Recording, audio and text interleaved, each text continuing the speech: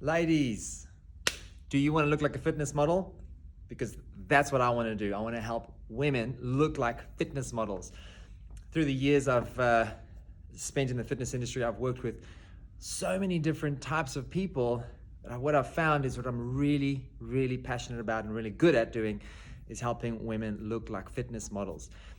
I like seeing the changes in their body go through where they look untrained to a trained physique, turning their shoulders that once were droopy and looking weak to strong and beautiful.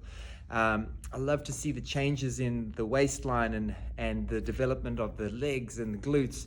And what I love most is how confident they are with this new body. So I love helping women achieve that fitness model look.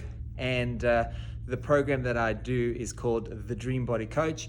And that's what we do. We help women look like fitness models. Now, this week, I actually shared a great training principle on my socials, and that was a principle called the pre-fatigue principle. And what I'm going to do is I'm going to put together 4 different videos. This is video 1, and I'm going to give examples of what I was talking about in my socials to benefit you when you're doing your training. And I'm going to give you the teaching on the way I would want you to do the exercises. So that's unique, it's modified, it's personal, it's through all the years of experience working with women, making them look like fitness models. That's how I've managed to get these little tweaks. So really pay attention when I'm giving the instructions for the exercises so that you can get the benefit. Now let me explain the pre-fatigue principle. It means that we take an isolation exercise first, we fatigue the muscle. So first, pre-fatigue the muscle, and then we move directly into a compound movement where we recruit lots of muscles together so that we can generate a lot of weight, a lot of force, and fatigue the muscle even further. So we want to create adaptation or change in the body, and we do so with excellent training. I've spent time doing a video on this particular subject. Everybody thinks it's all about the diet, and yes, it is. I mean, you need to have your diet there. It's one side of a coin is diet, the other side of the coin is your training. So I believe it's 50-50. If your training is rubbish, you're going to struggle to have that beautiful physique, that beautiful body that looks like a fitness model. So let's get started today. So the first of the video series, the 4 videos I'm going to do with you, is an example for the glutes. In my socials, I use that example, the glute bridge and a squat. But today what I'll do is I'm going to use the glute bridge the way I think you should be doing it so that you only activate the glutes. And then I'm going to link it straight into a leg press. And so I want you to take note of all the special little techniques that I want you to follow and how I do it. It really helps so that kind of like it makes it simple for you. So use this little system here that I'm going to teach you on a glute bridge straight into a leg press, and you will start to see some changes in both strength and the appearance of your glutes when you are consistently doing it. Okay, let's get started. So first exercise we're going to do is the glute bridge. Have a little look at this. Now, when I do the glute bridge exercise, the variations of where I have the shoulders. I could have them either on the floor, on something this height, like a normal bench, but what I really love for the glutes is about this height, about 12 inches from the ground. This is not a bench, a normal height of a bench, it's slightly lower, but this way helps to kind of focus on the glutes and eliminate the hamstrings and the lower back. And that's what we want to do. So we want an isolation exercise. What that means, isolation, usually it's a single joint doing the movement. So a single joint like this, that's an isolation movement. This is the muscle that's getting all the force, all the load, and using this muscle to move the weight. Same as when you're doing glute bridge, it's this hip joint that we want to use. So I love this technique. It's only a dumbbell and a bench about this height off the ground. It's about 12 inches. And let me quickly do this demonstration for you. So we take the weight, rest it on the hip flexors. Make sure you don't rest it on the bones. You will have some bruising. Use your hands to stabilize the weight.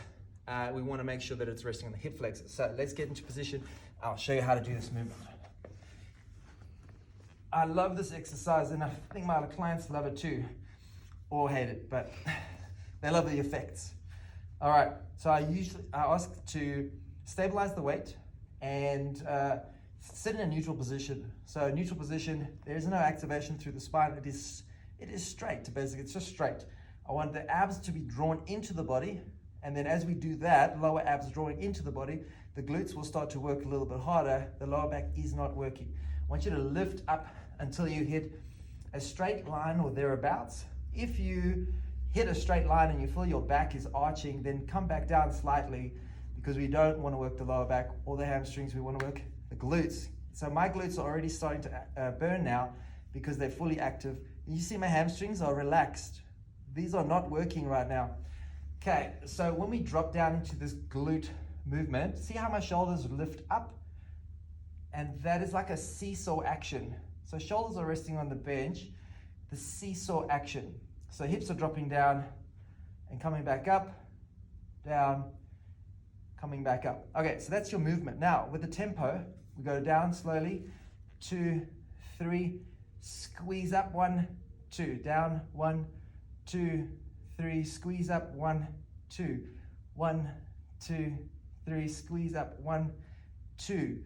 I really do believe that a contraction at the top for a second or two counts, but usually about 1 second, is gonna help you feel your glutes even more. So let's do it again.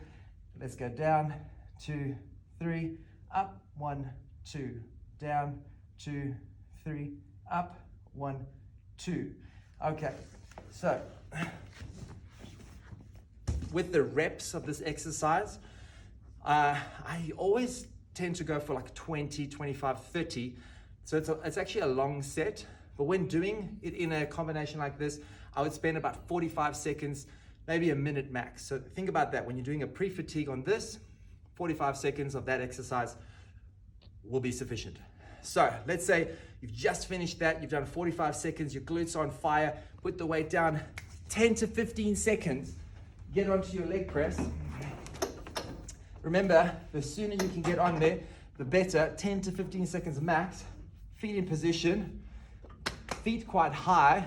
We'll continue working the glutes really hard. We don't want the rest of the thighs to work more than the glutes, because we've just pre-fatigued the glutes. We want the glutes to work. And here we go, push out with the glutes. And have a little look here. I'm not straightening my leg, keeping the tension in the glutes. Let's go. So down, 2, 3, press, no pause. Down, 2, 3, press, no pause. 1, 2, 3, press. Why am I doing that? Keeping the tension on the glutes all the time. Push. 1, 2, 3, push. Our abs are in, squeezing the glutes through the movement, holding on tight, especially when the weights are very heavy. Pull yourself down, contract all the muscles through your body so that you can generate as much force as possible through your glutes and thighs. Push, 2, 3, push, and so on, and rest. Now, that wasn't very challenging for me, but I can feel the glutes only really working through that.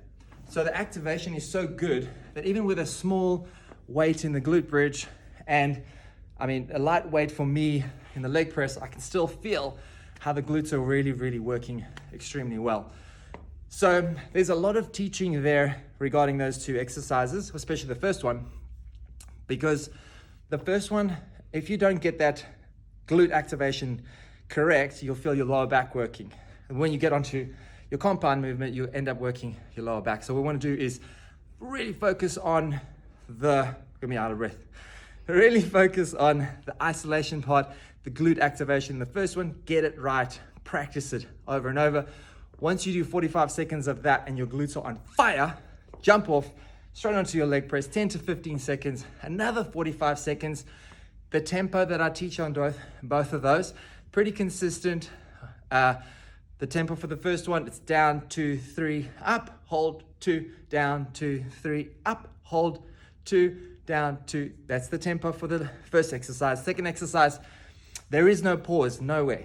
We go push down slowly, 2, 3, push down, 2, 3, push, and don't straighten your knees. Keep the focus on the glutes. It is a compound movement.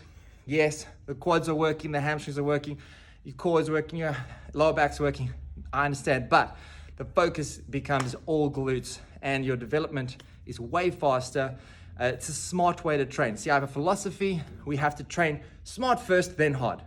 So if you follow that principle, the pre-fatigue principle with a philosophy, smart then hard, you will get amazing results. So that's the end of day one, the first of the video series that I'm doing on the pre-fatigue principle. I'm going to be bringing to you some shoulders and arms and some more lower body. So hamstrings is a big one for me. I believe that to have a great looking leg, the hamstrings really need a lot of attention. And so keep watching as you see the series comes through. This is day one, and the videos to follow will basically just be the tutorials on this principle that I've shared so much information about.